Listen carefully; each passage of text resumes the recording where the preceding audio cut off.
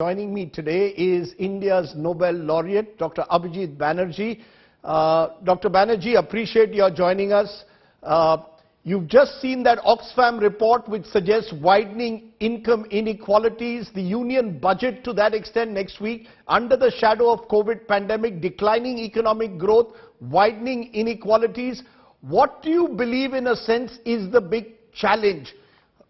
Addressing rising inequalities, or first tackling falling growth, or both? Well, at one level, I think there is an obvious implication of this, which is that we should try to avoid doing what we usually do, which is in every budget and every government, what it does is it finds a way to cut some taxes or the other. And we're sort of, taxes on financial transactions, taxes on income, taxes on wealth. We're really sort of, a budget is seen as an occasion for a tax cut. And I think if we want to take this implication of this seriously, we see that there should be higher taxes on the rich coming out of it. We're really in a budgetary crunch, and we'll discuss maybe later what we need the money for. And especially if we want to boost redistribution and boost demand, the government is saying that it's fiscally constrained in boosting demand. We really need the money. So I would say that probably the one thing it says is that at least fairly substantial increase in the taxes on the rich and the consumption of the rich might be warranted. You're talking about an increase in taxes on the rich. But the critical question is, how do you stimulate growth? Because that is going to really be the challenge of our times. Unless you stimulate growth, how do you reduce inequalities? Do you do that by raising taxes, or do you do that by, in a way, stimulating demand?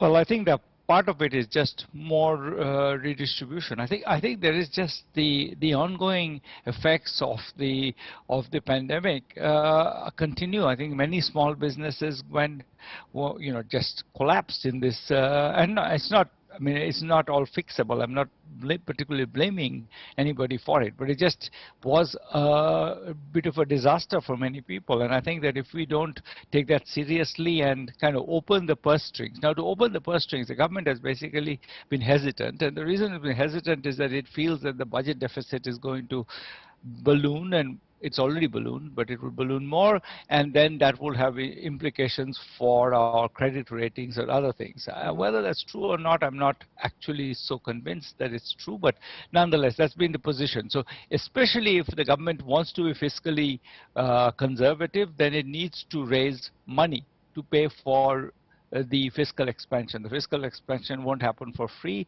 It will need some money to be transferred. I think a lot of the corporate sector is actually flushed with cash and sitting on cash right now. So investments are slow because demand is slow. So I think it's in everybody's interest to take some of the money that's sort of sitting in the hands of the rich and transfer it to the poor. But, the less rich. Yeah, but the challenge of our times, in a way, is to also stimulate employment. How do you stimulate employment without, in a way, giving incentives to those who perhaps believe that they need tax breaks? It's an issue raised before every budget. Do you give tax breaks to stimulate employment generation, or do you, as you seem to be suggesting, increase taxes in a way to just get in more revenue and then redistribute that? I'm saying this with full cognizance of that debate. I'm less convinced that, and I think this is where the evidence is, that these tax incentives do very much. I think they have short-term effects, but not very much long-term effects. I think if there was robust demand for goods, people will invest. If the banking sector works, people will invest. So I would have prioritizing increasing demand and increasing demand from the low to middle income population, and the rich are already rich enough. They're getting richer. They're sitting on their money. So I think if you tax them, some of that money will come to the government, it can spend it, and then if that will boost demand. And on the other side, I think, finding ways to get the banking sector to work is going to be more important for getting investment started across the, except in the from the very top of the industrial distribution. So I think that this is a false duality. I think right now we need demand, and I don't think the incentives are there. Either incentives are not there because there's no demand. So the demand, of course, is the major challenge, and the other challenge you're saying is how do you redistribute wealth? There is also the challenge of public spending. Many believe this is a great opportunity to prioritize public spending, speed up investment, speed up government investments in infrastructure. To that extent, what happens then to fiscal responsibility, fiscal stability at the moment? Do you believe that we should forsake it and just focus on a higher level of spending in 2021-22? I think that's also basically where even the government has kind of led the budget. The budgetary restrictions kind of fall a little bit by the wayside, and I think that's the obvious implication. I think we did it too late. I think we should have started doing it, right in March. In a sense, we should have started just spending more money, and then we wouldn't have 23% shrinkage. I think we were very proper in the macroeconomic sense, and that's for me that's always been a little bit of a mystery why we are so unwilling to just spend money, do fiscal to do fiscal easing using quantitative easing, printing money basically. The European community did that, the US did that. Why didn't we do it? But I think yes, so yes that, but also I think raising taxes at the same time so that we don't overstretch our fiscal boundaries. I think both would make it easier for the government to spend money. I think that my sense is that the constraint on investment is not money in the hands of the corporate sector, but just lack of demand. So I think if there is a stimulus to demand through investment, through employment, through increased public spending, also on social transfers, I think all of that would be good for the corporate sector in the sense that they would then have a reason to invest. But where would you prioritize? You're talking of social transfers, presumably cash transfers. Is that what you're suggesting, that you need to put money at the bottom of the pyramid at a moment like that? Is that a priority? Where do you prioritize when it comes to putting money at the moment in this economy? Well, I think that we've sort of had a very long list of public infrastructure investments that we have postponed forever. That's one place where we need to put it. But let me say one important thing that is looming, and that's going to be the constraint on all of this, which is that I think the Reserve Bank has now been estimating that the NPAs of the banks will on average rise to over 14%, and that of the public sector banks to over 16%. So that's going to be the government has been very mindful of that. That was why I think a lot of the initial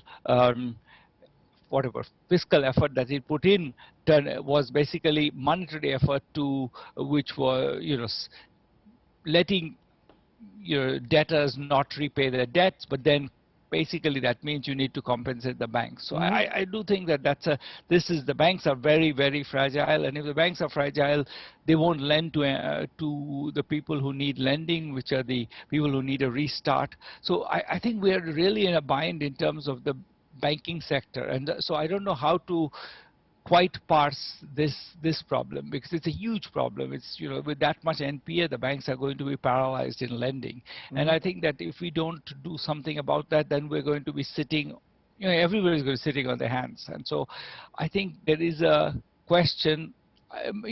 My heart's desire is more social transfers, to be honest, even before infrastructure. I think just a lot of people are still hurting a lot from the pandemic, and I think that especially the people who relied more on informal sector employment, they're hurting. So I would like more social transfers, but I think that I also see that the priorities of the government might be to do something with the banking sector, and there I mean, this is the volume of money needed is enormous. So I feel that that's going to also be on the minds of the finance minister. I think broadly what you're talking is a recharting of priorities in a way, focusing on small, micro enterprises, focusing on the unorganized sector. Now, the government is talking about a V-shaped recovery. The Reserve Bank is also talking about it. Do you believe the worst is over? And do you go along with those who believe that that things will only get better now? Or could we still have difficulties in 2021-22? Well, I think that there has been a recovery, obviously, and I think people are desperately trying to find something to do. I mean, people are there's just so much, we have so little social support that I think people are doing something. So I think that we will see recovery. I think whether the recovery, speed of the recovery, I think it's anybody's guess. I think it will depend very much on some of the policies that are initiated now, basically policies on how much demand there is in the economy, how much finance there is in the economy, do the SME sector, does the SME sector get credit, etc. So I think that we can't. There's no one V-shaped recovery which is independent of policy. It will depend very much on the choices that the government makes. Just a final word, therefore, from you for the finance minister. She's got a tough, unenviable task, most believe. But if you had a final word, what would that be? Don't use tax incentives for the rich.